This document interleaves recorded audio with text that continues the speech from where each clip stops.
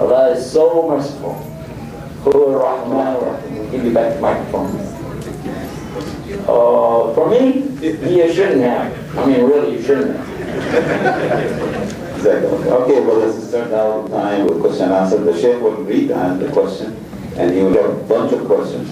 But if you still have questions, please send it to the Sheikh himself. Right? Bismillah. I like it when people stay on the subject, and you did it. First question.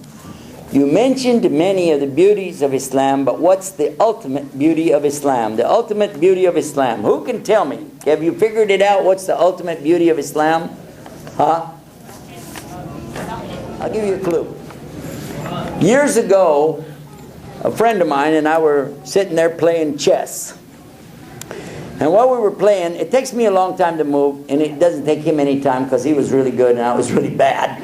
But while we were sitting there, he said to me a question. He used to like to give me a hard time. He gave me a question. He said, what is it that everybody wants in life? What is it everybody wants? I said, money. He said, no, not everybody wants money. I said, a beautiful woman. He said, that's definitely not true, because why would a woman want a woman? That's stupid. Well, not exactly today, but that's another story. But anyhow,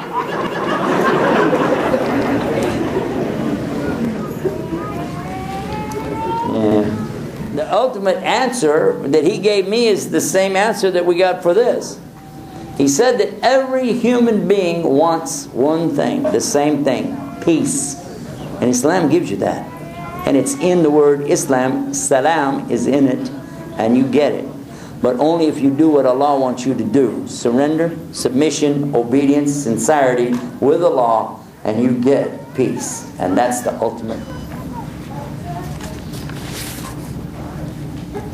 It says, what is the word used for prayer, salah, in the Bible, in Hebrew or Aramaic? Was the word salah used before Islam in any other meaning? I don't know. That's a correct answer in Islam, by the way. When you don't know, you say, I don't know. But by the way, if you didn't get your answer tonight, send it to me in an email. Then I can look for it, and I pass it on to some of the shuyukh we work with. Try to find you a good answer for that one. Number one, what is this? What is this, a shopping list? You're supposed to ask me a question. One question.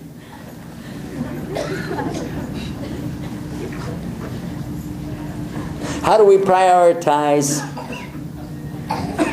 what's most important? Giving dawah to Muslims, or giving dawah to non-Muslims, or to Muslims something lacking in their steadfastness? Okay, let me ask a question real quick. Dawah. What is dawah? Dawah is to call, yes? Literally call. Because when you make dawah to Allah, you're calling Allah. Dua, same word. To call Allah. To call the people. So it's call or invitation, yeah? So, I want to be careful in using this word with Muslims, because that's kind of an insult. If I come to a Muslim and say, I want to give you dawah, it's like I'm calling you to Islam is what? Like you're not a Muslim? That's kind of harsh. I think it's adhkar. I think the word is adhkar. I think it's to remind each other. Is it? We remind each other. Or we exhort each other. Tawasaw bil haqqi wa tawasaw bis sabr. Yeah? Exhorting, reminding, encouraging, bringing your attention back to something. But dawah itself, this is for somebody that it's not Muslim. Got it? So let's make a distinction there. You do both. I wasn't saying you don't have to do one or the other. I'm just making sure you understand. Well, we're calling Muslims to wake up, to get back on the deen, yeah. But we're calling the non-Muslim to a new experience, and that's worshiping Allah without any partners. These are very important considerations. Very good. How do you explain where Allah is? I don't have to. Allah did. Well, that's easy. Would you like me to tell you what He explained? Bismillah.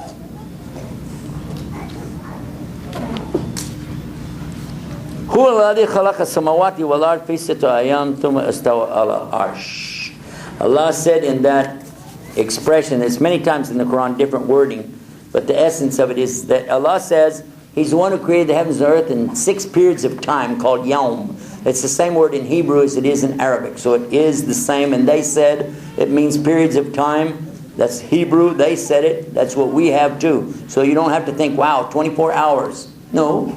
It's whatever Allah said that period of time was. Could have been a nanosecond too, by the way. Because Allah does everything by what? Kun fayakun. He didn't even have to tell you, by the way. He did not have to tell us how He did it. He could have just said He's the one who created everything. Full stop. But He didn't. He said, Fi sitta ayam, yoms, days, or periods of time. Thumma, then what? Thumma astawa. Astawa. Stow, you know when you line up to do the prayer and the Imam says stow, it means get straight. Straighten it up. Okay? Stawa, position. Alal arsh. Up. Allah, like Allah Ta'ala, up. Arsh is throne. Okay, so where's Allah? Wherever He said He is. Now then how are you going to, you didn't put this in here, but some people do that. Well then how are you going to justify the statement that Allah comes down in the third part of the night and takes your prayers? And how are you going to justify that Allah is, as close to you as your jugular vein? And why can't we say Allah is everywhere? If you say Allah is everywhere, you might give the meaning that Allah is in His creation, or like His creation, and that's for sure the opposite of Allah. This is the belief of the Hindus, not the Muslims. We never say Allah is everywhere.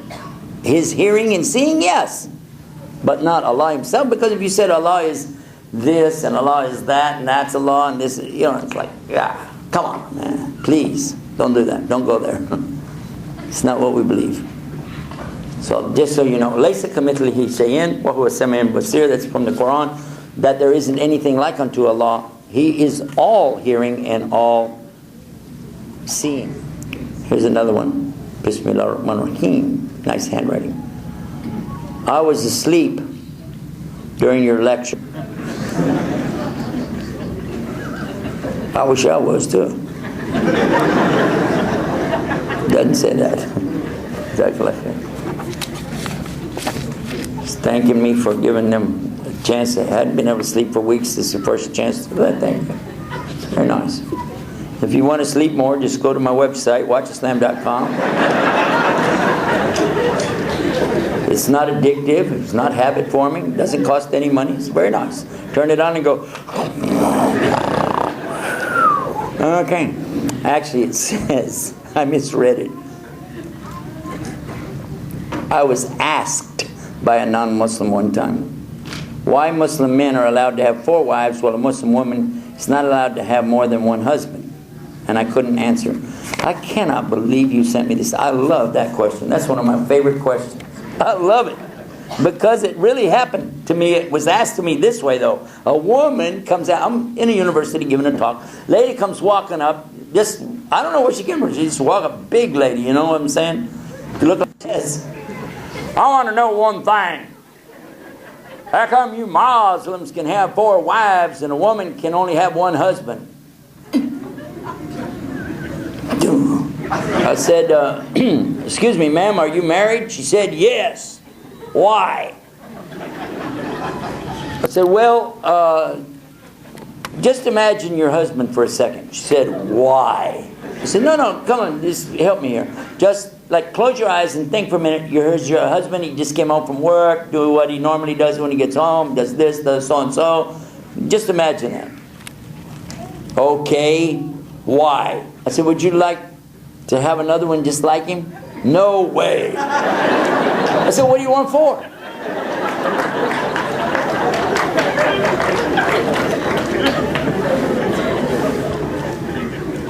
Now, what I did, in reality was, I did that so I'd have time to think about the question. Because I really wasn't ready to, and Allah put something in my mind, and I thought about it, man. I said, oh, wait a minute, hold on. I said, okay,